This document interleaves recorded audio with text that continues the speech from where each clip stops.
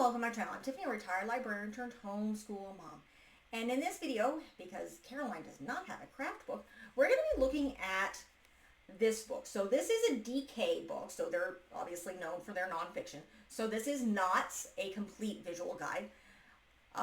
Because Caroline, of course, she's on the ships, her father's a shipbuilder, knots play a very important part in her story. So I figured this would work well. So this actually does a lot of knots. It tells you about different rope constructions, rope materials, rope maintenance, storing rope, terms and tools, and techniques. It does talk a little bit about the history. So it talks about stoppers knots, which are knots that stop things, binding knots, things that bind things together, bends, hitches, braids and sennets, splices and whippings. But it talks about kind of the basic things about this book, getting started. Some of the things important to think about with comes to Caroline is, of course, she would be using natural rope fibers. So most of what she would have been using would have been cotton, sisal, which come from, well, actually, I don't think she would have been using sisal.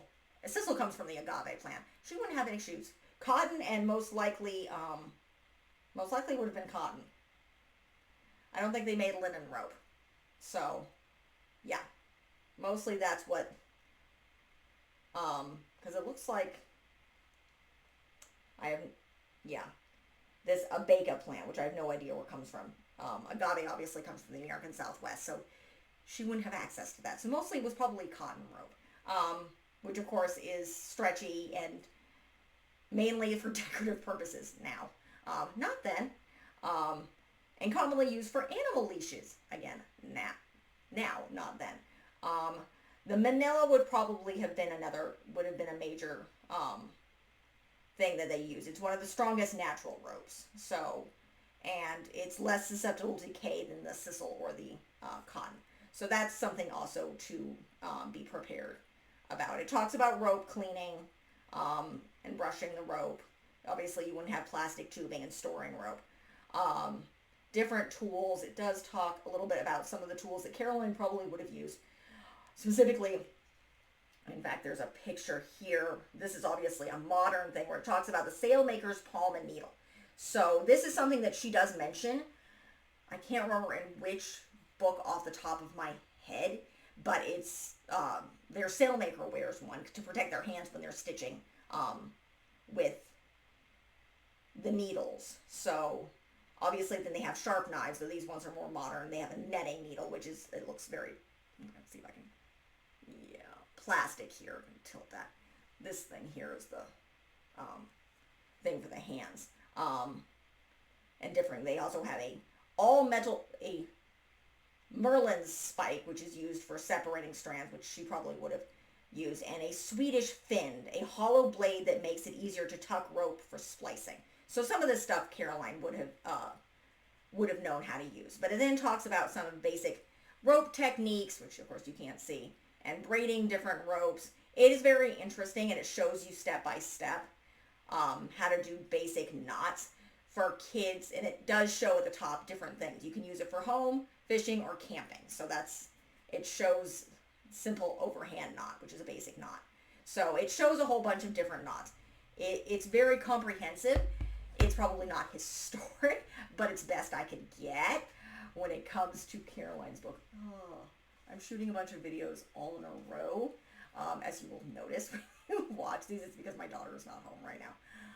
And I have actually shot Caroline's books because I don't have her with me because she's with my daughter, because she's her favorite. But again, back to this book. It's very useful. I would highly recommend it. DK books are really good.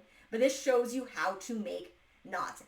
Even when you're doing history stuff, it's good to know, particularly when you're talking about shipbuilding, and particularly Caroline's, her world revolves around ships, because that's what her father does for a living. So knots were very, very important. And learning to tie knots is a great skill for kids, and it's good for their hand-eye coordination and their fine motor control. My child has special needs. In this case, ADHD, so I'm very much aware of these things and things like fine motor control. She's getting there. But nonetheless, it is a great book to have. I probably would have, if I was going to pick something I could find, would be Ashley's Book of Knots, but it's not made anymore. If I can get a hold of a used copy when I'm at my used book sale in February, which is before you guys will see this, because I am filming in March, or in January. So Caroline you guys are watching this in March with Caroline. I will try to review it. It's just a very much older book of knots. But nonetheless, this is a great book, modern book for young kids today about learning different knots. I probably will maybe use it at some point because my daughter is in fact a Girl Scout. So we will hopefully maybe one day use that in the course of teaching them how to tie knots. But that is it for this video. If you like what you see, be sure to like and subscribe. And I will see you next time. Thank you.